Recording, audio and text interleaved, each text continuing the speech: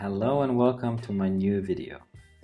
Today we'll be doing a pandas tutorial where we will load the dataset and see how we can take a look at it and get some basic information.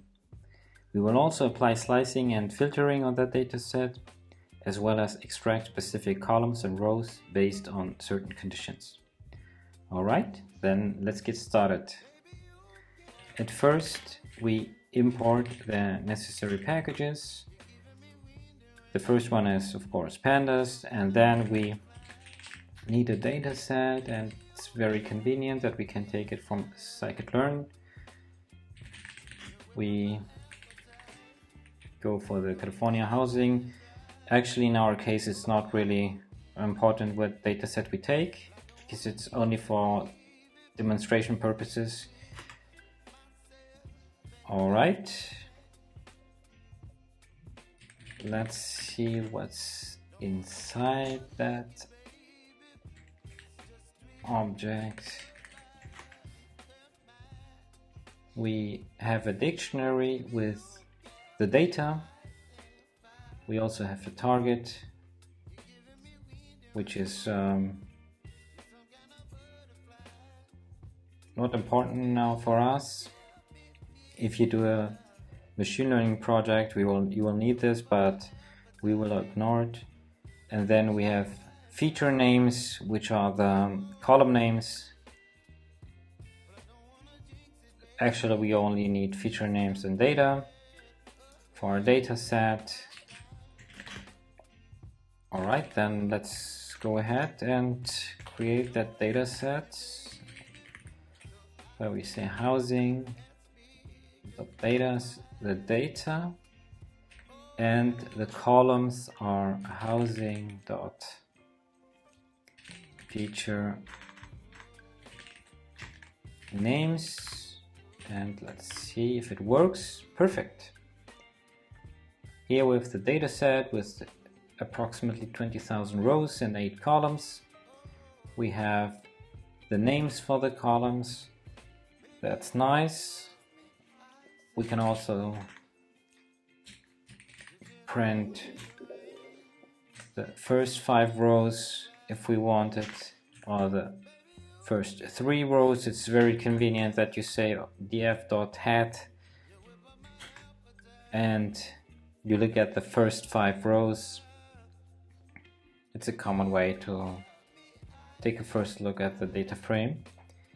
Then you can also say df.describe in order to have a first look at the numeric columns with some figures. You have the count number, you have the mean, for example in this column, you have the standard deviation and some more numbers. If you want to print out the column names, you say df.columns, or you want to see the shape of the data frame, you say df.shape. So we have here the row number, and there you see the column row number. Alright, then how do we access a specific row? So there are 2 ways, or 2 main ways to do this. You can say df.ilog and say in square brackets 0, and let's print here the data frame again so we can check if it's correct. You can see that we have here the first row. So we write 0 because Python is a zero-based counting programming language, and when you say, for example, in a data frame 0, you actually mean the first row. You could also say df.log and in square brackets say 0. you get the same. But, and that's the reason I'm showing you this, if you have an integer index, you should always use ilog, because log is actually only used when you have a label in here. So in this case the label is also 0, that's why we get the same row. But let's say somebody said, okay, the first 50 rows are wrong, so drop them. So we could go ahead and say first say okay, the first 50 rows. So we do this actually with ilog as well, and we say, we put in here a column and say on the left side is from and on the right side is to, and we say 50, and we get the first 50 rows. So in order to get rid of them, we say df sliced,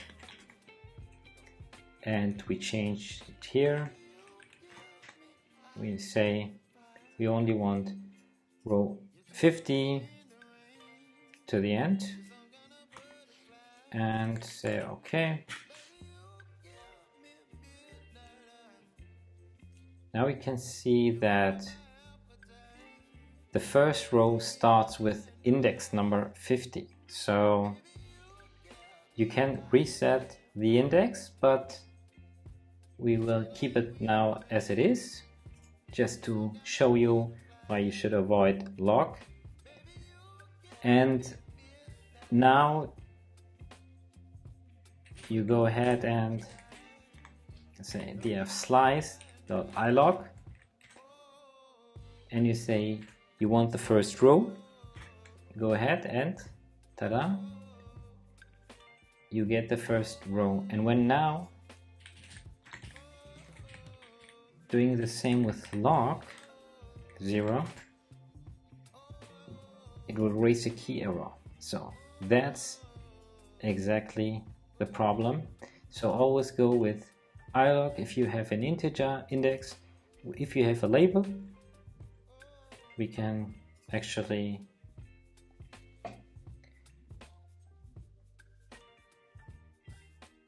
create an example. We can say data to, let's say, we have a dictionary, and say George, let's say 20, no, let's say 20 is from Greece. So it's not really important what it means right now. And we have Thomas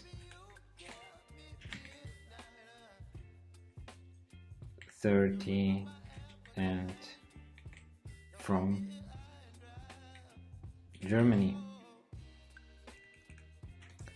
And let's put this to data frame df underscore 2 and say pd data frame data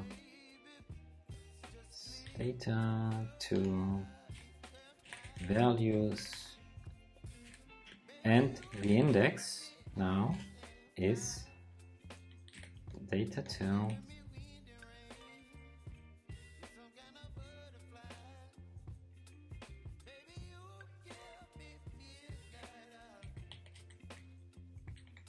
keys.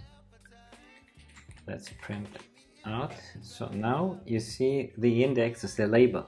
So now it would make a lot of sense to say log George. There you go. Okay, so let's get back to our original data set, and let's say we just want from that data set only the columns house age and average rooms. This is how we do it. And let's delete this cell in order to have the data frame in front of us. And let's say we want to filter.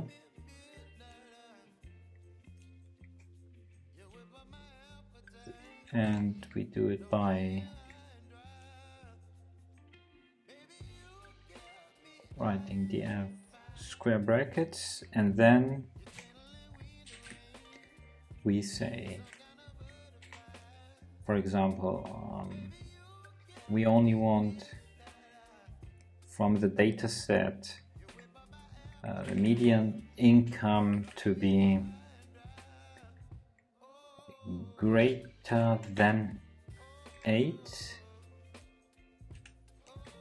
and we want, say again df, the house age to be less than, let's say, 20. Perfect. So now we have a data set with a filter where we only have results for the median income is greater than 8 and the house age is less than 20. Perfect. I hope you liked this tutorial, and if you did, please hit the like button, subscribe and turn on the notification bell. And if you want to see more tutorials like this, please let me know in the comment. See you in the next one. Bye.